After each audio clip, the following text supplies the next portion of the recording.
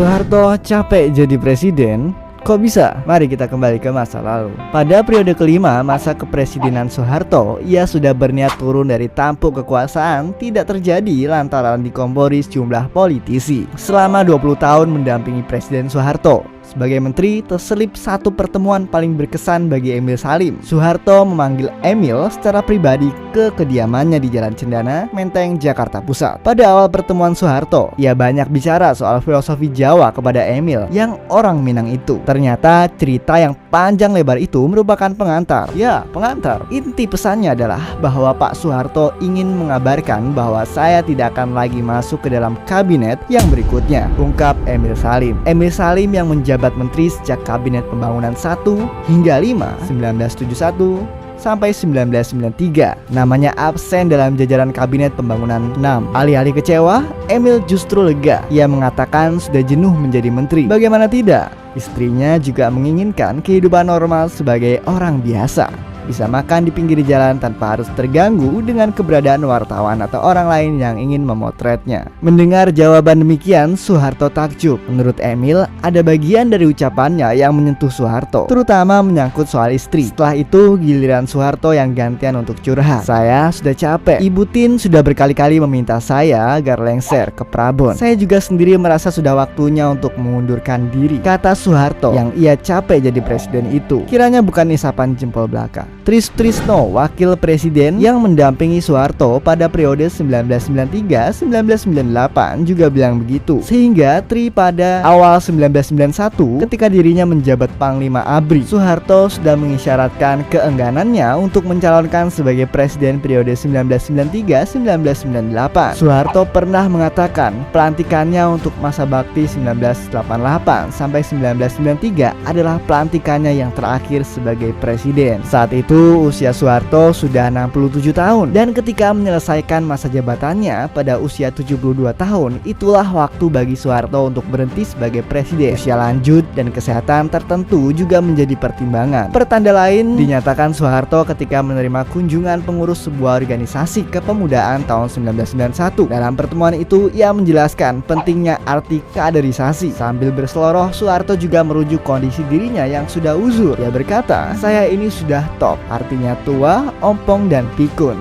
kata Soeharto setengah bercanda sebagaimana dituturkan ulang Tri Sutrisno. Tapi yang terjadi kemudian, Soeharto malah bersedia ketika dicalonkan kembali menjadi presiden periode 1993-1998. Pada periode berikutnya, Soeharto bahkan bersedia lagi untuk masa bakti 1998 sampai 2003 yang berujung didongkel rakyat lewat kekuasaan reformasi. Padahal selain Ibu Tin, sejumlah kolega Soeharto telah menyarankannya untuk mundur atau lengser ke Prabon. Sebut saja seperti mantan Kepala Bakin Jenderal Yoga Sugomo, Gubernur Lemhanas, Legend Saidi Mansur Hayadi Pradjo, termasuk menantunya sendiri Prabowo Subianto. Jenderal Hartono, mantan Kasat yang dekat dengan keluarga Cendana, bercerita bahwa Prabowo pernah memintanya membujuk Soeharto untuk mengundurkan diri. Ketika Hartono bertanya siapa penggantinya, Prabowo mantap menjawab, "Nama Habibie." Namun dalam hati kecil Soeharto juga ingin berhenti sebenarnya. Emil Salim menyebut ada kondisi di mana sekutu-sekutu politiknya terus saja mengipas-ngipasi agar Soeharto terus menjabat. Begitu pula menurut Tri Sutrisno, tetap